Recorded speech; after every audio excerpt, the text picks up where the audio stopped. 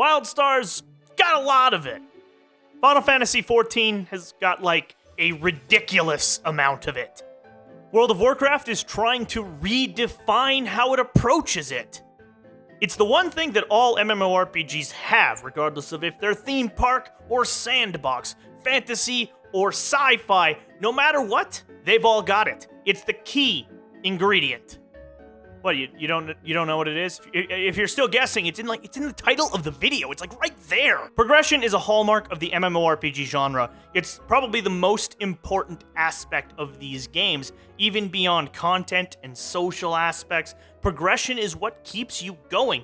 It's the road you take, how this content comes together, how you get better as a character, and how your character explores the content. Seriously though, progression's like kind of a big deal when it comes to these kinds of games. Like, I mean, if you don't have progression, you're just like garrisons. There's like a bunch of stuff, but there's nothing really driving you, and there's no direction. It's just stuff piled on top of things. To be like super duper basic for like babies and stuff, progression is the movement or advancement towards a better state or destination. It is essentially the concept of getting better, getting closer, getting things done. It's how you do it. The act of thing do. For video games, that kind of makes up like the heart of the game in a lot of sense. But today, I want to specifically talk about one part of progression that's really important in MMORPGs. Because if I just talked about like progression as a whole, this video would be 3 hours long. I don't know, that would kind of suck. When it comes to video games, I like to think of character progression as advancement of your avatar strength. Avatar strength being the power of the character that you have on the screen, as opposed to player strength, which is the power of the person sitting on the other side of the screen. There are a ridiculous number of games that use character progression in some way or another. You've got like basic stuff like in Bulletstorm, you get different guns as you advance through the gameplay, or a game like Overwatch where you have a little bar that dictates when you get cases, when you get your nice little skins and stuff. To narrow the scope even further into like just MMORPGs, because I guess that's what you guys come here for me to talk about, you're looking at concepts that were based in the pen and paper era of gaming. Things like leveling up and improving your character so you could fight ever larger challenges. That was essentially the core of character progression, and when it came to persistent virtual worlds, this was kind of like dialed all the way up. When you're trying to convince people to pay $15 a month to live in a virtual world, you're gonna kind of need to give them a lot of things to do and a lot of ways to power up your character. And what better than a kind of almost infinite progression system? Now you can get on my case about like Skinner boxes and goal setting theory, but that's more on the motivation side of things. That's less design and more kind of social engineering. I want to talk straight up about progression systems on a mechanical level. What are progression systems? Why do they work? How can they be made friggin' awesome for the next generation of MMOs? So let's start at the beginning. What is the most basic form of progression in MMOs?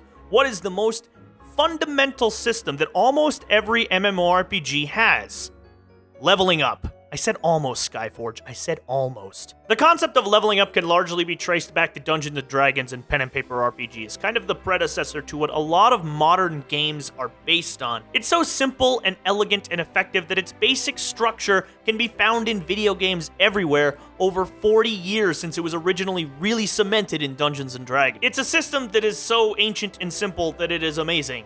You increase your bar or get experience points or whatever your game has to a certain arbitrary point where you receive an arbitrary power increase. So why does it feel so good? Well, it's a milestone. It's a powerful motivator. We can see how much experience we have and how much experience we need, and we can watch that slow progression to that powerful milestone where BAM! You get new cool stuff. But how is leveling done best? Because leveling is a very linear, arbitrary system. Improving your level takes time, and it always kind of happens the same way, no matter how you do it. How you get that experience changes, but the amount of experience you need really stays the same. There's no midpoint milestones that you can really do, unless, specific games do specific things, like the Secret World has certain point milestones. But essentially, you are always doing the same thing. It's a linear system. The best kind of leveling, though, is the kind that allows you some player agency. Not necessarily in how you get there, but what you get at the end of the road. Games like The Secret World, games like Diablo 2 and Path of Exile, allow you a ton of player agency with how you react to your levels. You get points to invest in different ways, you can do different things, you can kind of choose what you get and what paths you take. And those are the leveling systems that feel best. They feel valuable, they feel good. Wildstar has a really good system for this. Every level at a certain point, you get an ability point and an amp point. You can invest them how you see fit. There are different stages you can move through, and you can unlock different trees. This feels good. You've got agency about how your level happens. You got the level, and now you get to pick how you power up. It feels good. To contrast this, let's look at the 10 levels of Warlords of Draenor in World of Warcraft. Every second level, you get a random upgrade for one of the abilities that you already have, which isn't a bad thing because you have some pretty nasty ability bloat happening in World of Warcraft. I mean, if there are 100 levels, you can assume that you've got too many spells. But this doesn't feel very good. I mean, we get a talent upgrade at level 100, but other than that, you just got your random bonus. You don't get to pick it, it just randomly assigns itself. And this doesn't feel good, because this really means that the leveling is more of a tedium or a chore. You're getting to the end so you can get to the destination at endgame, as opposed to leveling for the sake of, leveling. While agency in how you level is a big deal, the other side of leveling should be in rewards, what you get for leveling. Boring rewards kind of take away from the feeling of leveling. Have you ever played an old Final Fantasy game? To kind of drive this point home, games like Final Fantasy 4, 5, 6, 7, even 8 and 9, you often didn't notice your levels as much as you noticed your new abilities, and you often got new abilities through different leveling systems. I always notice when I level up materia, because that's a big deal. You get new spells, new powers, new passives, but when I just level up my characters, it's really not that big a deal. Sometimes I don't even notice. This probably springs from a lack of reward. You don't really feel rewarded for completing that level. You get a small increase in stats that you really can't see that well. Equipment upgrades often overshadow your stat increases by a substantial amount in a lot of the early Final Fantasy RPGs, but your materia stuff does feel great. It takes a long time to level, but when you level up a Magicite in Final Fantasy VI or level up a materia in Final Fantasy VII, it feels great. You got new spells, you got an actual reward behind it. The separation of those systems isn't necessarily a bad thing. You can kind of focus on the material leveling, but the leveling itself of the characters just feels really hollow without a really clear reward. So what makes leveling feel good? What are the best kind of levels? Well, every level should have something that comes with it, even if it's just a passive increase, but it has to be something we can see, something we can feel, something maybe we can invest, something that shows us that our character is getting stronger instead of just having a number increase and getting closer to the end game. But almost as important as powerful rewards is agency in how we level, being able to invest points and change our characters based on how we see fit. This is why I honestly believe that Diablo 3 is way inferior to Diablo 2. In Diablo 3, you unlock runes at predetermined levels, and while these are a pretty valuable upgrade for your character and you feel good to have them, they don't really carry any agency. You get to set up your talent build however you want, but leveling up doesn't feel that important, and kind of starts feeling even less important when you get to Paragon levels and you're only investing a small bonus to a certain stat somewhere along the line. So I always felt like Diablo 2 was far superior to Diablo 3, among many, many, many, many other reasons. So you want valuable rewards with player agency in how those rewards are unlocked. But that's not the only way you progress your characters in MMORPGs or in RPGs in general. There's another one, a very important one that I kind of touched on before. Loot. Fat, goddamn loot. Upgrading your gear has also been an integral part of improving your character, and once you've reached max level in a lot of MMORPGs, it's the only way to improve your character. So you start focusing on what loot you need to get and where you get it. I've always felt like gear grinds are much more satisfying grind than level grinds, because level grinds are very linear, while gear grinds can be potentially infinitely complex with interesting different avenues to power up. The best games have many ways to get the top tier equipment, whether it's crafting, raiding, incredibly hard dungeons, all sorts of ways to improve your character. It's much more non-linear, and non-linear does generally feel good if it's executed correctly. On the other hand, it can be a pain in the dick when your item doesn't drop. I was pissed for months about how the Butcher's Axe just would not drop from Heimel, you drop your axe! Gear grinds are really effective because they allow us to kind of customize how we evolve. It goes back to that player agency thing I mentioned when I was talking about leveling up. Player agency generally feels good. Player agency is why Undertale was one of the biggest games of 2015. It's why so many people love that game. Also, Papyrus, apparently. And gear has certainly got a lot more agency tied up in it than leveling. Even when you're investing points, being able to swap out and swap in new gear always kind of felt better to me. I don't think that's a universal thing. I think a lot of people like the joy of leveling up, but I've always liked the joy of getting better loot.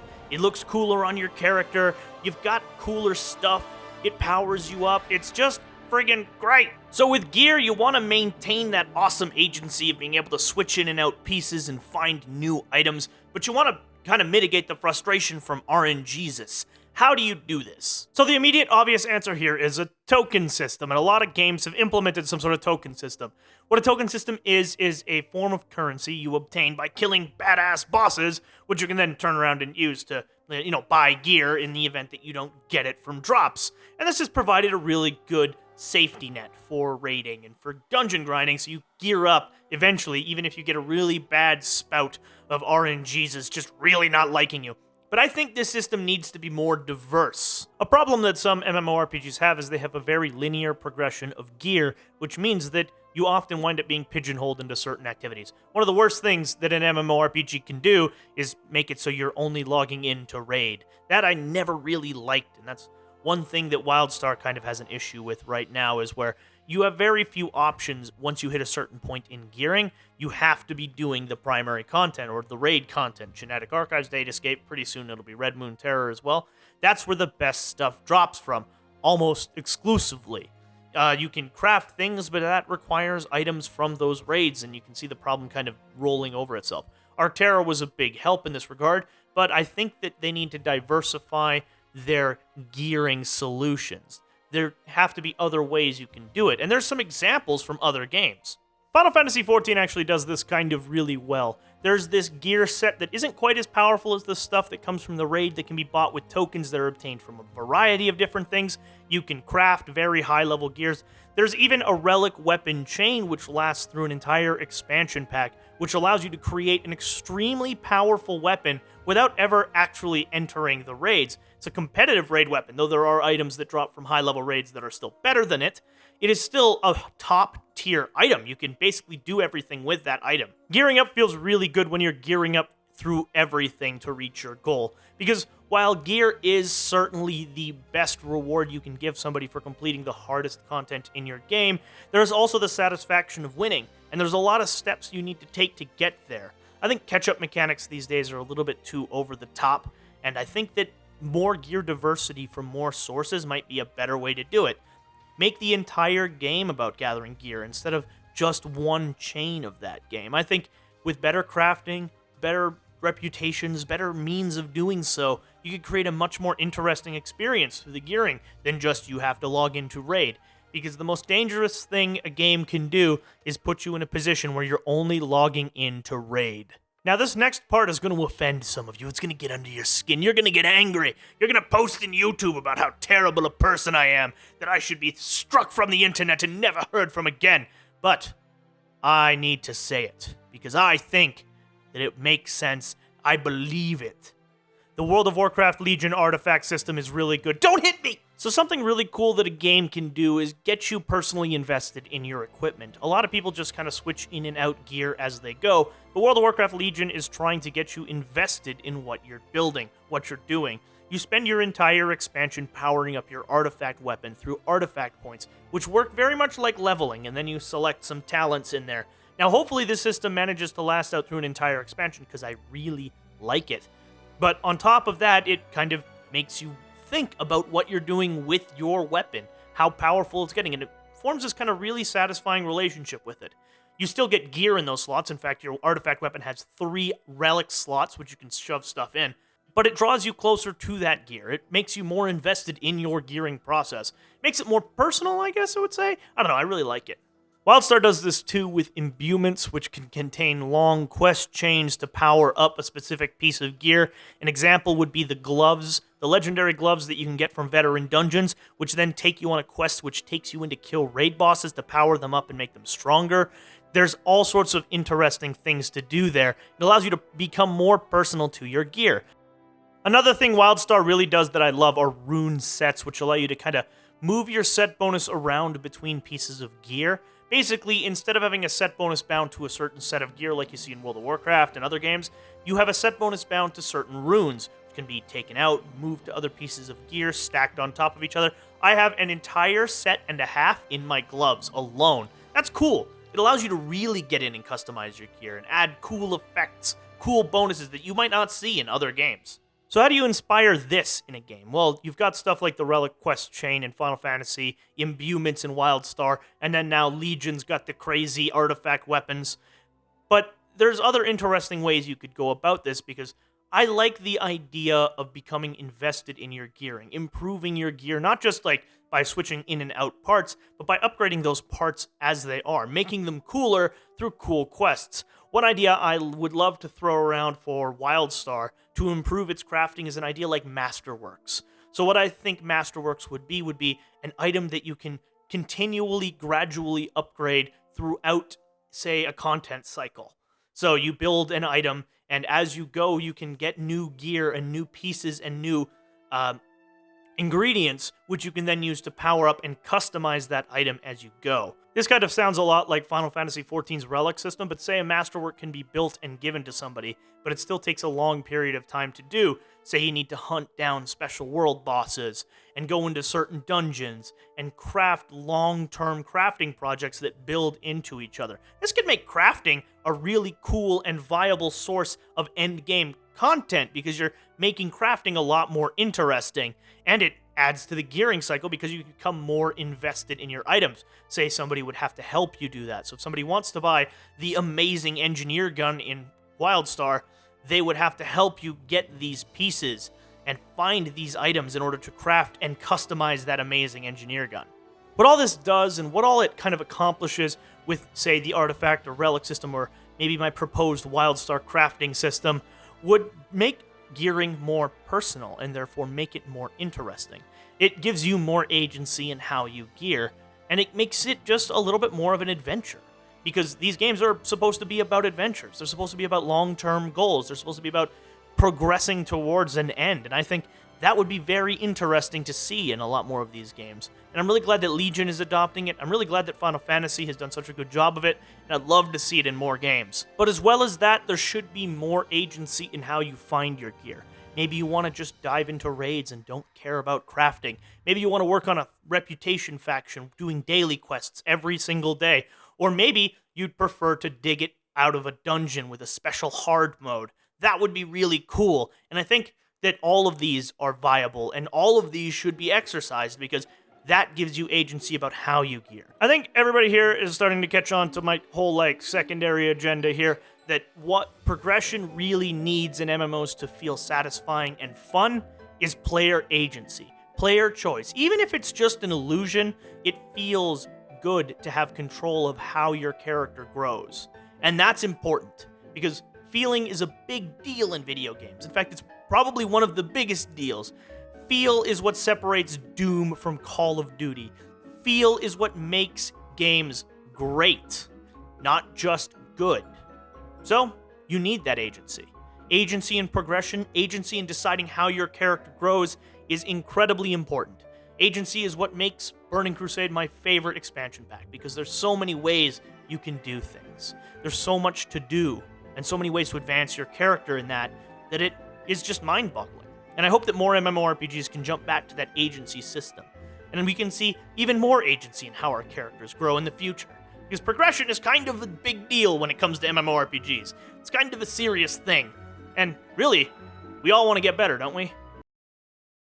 Whew, that was a long one. I hope I was coherent through the whole thing, and that I hope that I kind of got my ideas across and all that stuff. Thank you very much for watching. If you've made it this far and didn't just, skip to the end for some reason, which, who knows, whatever. thank you very much for watching. I hope you enjoyed this video on progression and character progression in games. It's the first part of 2 videos on progression. The next one's going to be on content progression. I'm excited for that one. It might be level 20 minutes, who knows. Let me know what you think about the length. Like, I've always kind of wondered about length in my head. Like, I used to do kind of 10 to 12 minutes and I shortened it up, and I don't think those were as popular. Now I'm trying to lengthen it again, especially if I'm going to be kind of changing how my video schedule works. But yeah, let me know what you think in the comments, if you have a problem with it. If you don't, whatever. Or just send a comment about progression, or just send a comment about, things. How was your day? Hopefully it was nice. But thank you very much for watching, and you all continue to have a great one.